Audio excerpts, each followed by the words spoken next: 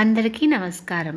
ఇక ఈరోజు మనం చెప్పుకునే కథ నాన్న తన కొడుక్కి చెప్పిన జీవిత సత్యం.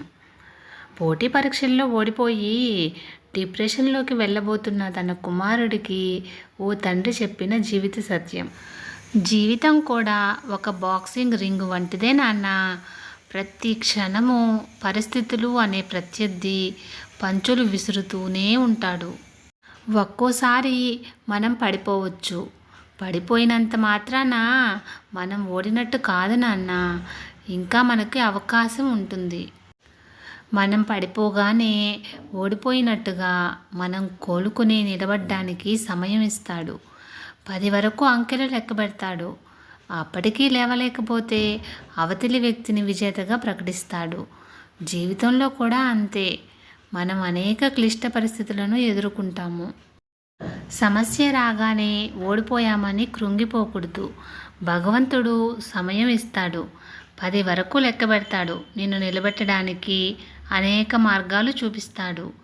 వాటిని మనం అందిపుచ్చుకోవాలి.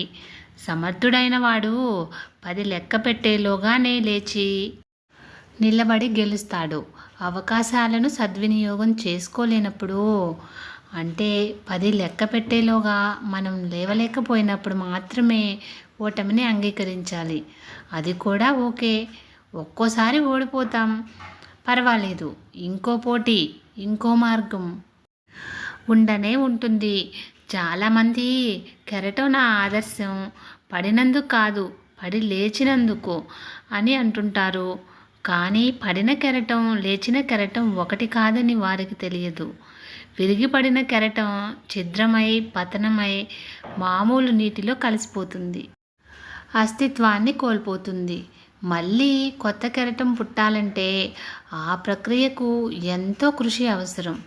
కొత్త జలరాశి సరికొత్త గాలిని నింపుకొని దిశను ఎన్నుకొని మెల్లగా ప్రారంభించి రాను రాను వేగాన్ని పుంజుకొని తీరాన్ని మహోద్ధృతంగా చేరుకుంటుంది.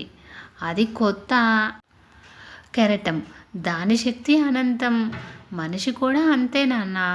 ప్రతి పతనం నుండి తేరుకొని కొత్త కెరటంలా నూతన శక్తితో తనను తాను ఆవిష్కరించుకోవాలి.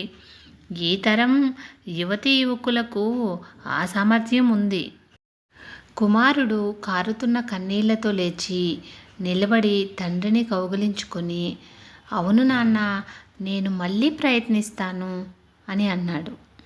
మనం లైఫ్లో ఒక్కసారి ఓడిపోయినంత మాత్రాన లైఫ్ మొత్తం ఓడిపోతామని కాదు. లేచి నిలబడి ప్రయత్నం చేస్తే ఖచ్చితంగా సక్సెస్ మీ సొంతం అవుతుంది.